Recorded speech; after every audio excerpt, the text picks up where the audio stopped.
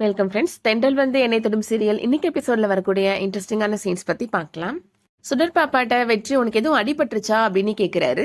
நீ இருக்கிற வரைக்கும் எனக்கு எந்த அடியும் படாது சிம்பா அப்படின்னு சுடர் சொல்றாங்க. வெற்றியோட தலையில லைட்டா அடிபட்டு ரத்தம் வருது. அதை பார்த்த உடனே தருண் உங்களுக்கு உடனே டிடி போட்டாகணும் அப்படின்னு சொல்றாரு. நான் போன மாசம் தான் சார் போட்டேன் அப்படின்னு சொல்றாரு வெற்றி.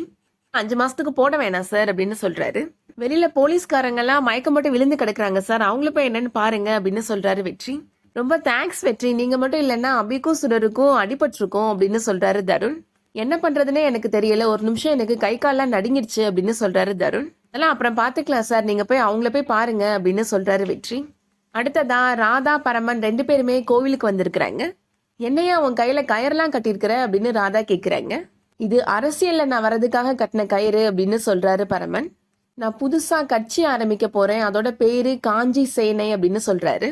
என் பின்னாடி இளைஞர்கள் இருக்கிறாங்க. நேத்து நான் கட்சிக்கு பணம் திரட்ட சொன்னேன், ஒரு நாள் நைட்லயே 1.5 லட்சம் ரூபாய் எனக்கு திரட்டி கொடுத்துட்டாங்க அப்படின்னு சொல்றாரு.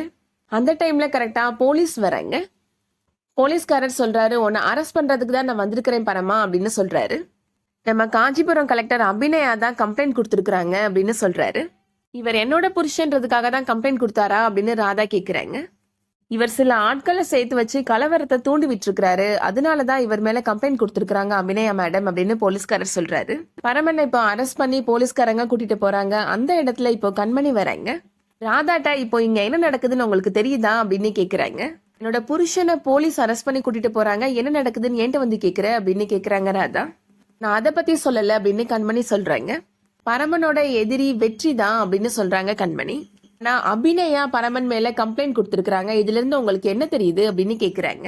வெற்றி அபியோட பொண்ணை காப்பாத்தணும் அப்படின்றதுக்காக அவங்க வீட்டுல போய் உட்காந்துருக்கிறாரு அப்படின்னு சொல்றாங்க. அபியும் வெற்றியும் மறுபடியும் ஒண்ணு சேர்ந்துட்டாங்க அப்படின்னு சொல்றாங்க கண்மணி. நான் உங்களுக்கு துணையா இருக்கிறேன், நம்ம அபி வெற்றி 2 பேரையும் சுத்தி சுத்தி அடிக்கலாம் அப்படின்னு சொல்றாங்க. அடுத்ததா இப்போ கண்மணி கால் பண்ணி வெற்றியை வீட்டுக்கு வர சொல்லி இருந்திருப்பாங்க.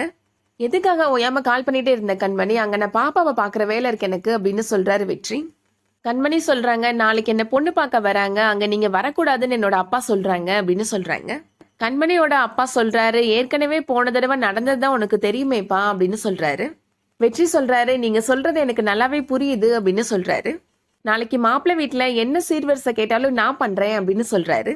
கண்மணி சொல்றாங்க, நாங்க ஆதரவு இல்லாம நின்னப்ப நீங்க தான் எங்களுக்கு அடைக்கலம் கொடுத்தீங்க, ஆதரவு கொடுத்தீங்க, என்ன படிக்க வச்சீங்க அப்படின்னு சொல்றாங்க. என்னோட வாழ்க்கையில ஒரு நல்லது நடக்கணும்னா நீங்க கண்டிப்பா இருக்கணும் அப்படின்னு சொல்றாங்க. பொண்ணு பாக்குறதுல இருந்து நிச்சயதார்த்தம் கல்யாணம் எல்லாத்துலயும் நீங்க இருக்கணும் அப்படின்னு சொல்றாங்க. நீங்க கண்டிப்பா நாளைக்கு வரணும் வெற்றி அப்படின்னு சொல்லிடுறாங்க கண்மணி. அடுத்ததா மறுநாள் இப்போ கண்மணி நல்லா பொண்ணு மாதிரி அலங்காரம் பண்ணிக்கிறாங்க. கண்மணி அப்பா வெற்றிட்ட சொல்லிட்டு இருக்கிறாரு, மாப்பிள்ளை வீட்டுக்காரங்களுக்கு நான் கால் பண்ணி கேட்டேன், கிளம்பி 1 மணி நேரம் ஆச்சுன்னு சொன்னாங்க அப்படின்னு சொல்றாங்க. நேரத்துக்கு அவங்க வந்திருக்கணுமே அப்படின்னு சொல்லி ரொம்ப டென்ஷனா இருக்கிறாரு. மாப்பிள்ளை வீட்டுக்காரங்களுமே இப்போ வாசலுக்கு வந்துடுறாங்க. வெற்றி இப்போ எல்லாரையும் வீட்டுக்குள்ள கூப்பிடுறாரு. மாப்பிள்ள வெற்றியை பார்த்து, நீ எத்தனாவது ஆளு அப்படின்னு கேக்குறாரு. என்ன சொல்றீங்க, எனக்கு எதுவும் புரியல அப்படின்னு வெற்றி சொல்றாரு. அதான் உங்க வீட்டு பொண்ணு லட்சணத்தை போஸ்ட் அடிச்சு ஒட்டிருக்கிறாங்களே அப்படின்னு சொல்றாரு மாப்பிள்ள. உங்க வீட்டு வாசல்ல கூட ஒட்டிருக்கிறாங்க, நீங்க பாக்கலையா அப்படின்னு கோவமா கேக்குறாரு. வெற்றிக்கு எதுவும் தெரியாம முழிச்சிட்டு இருக்கிறாரு. அதோட இன்னைக்கான எபிசோட் முடியுது.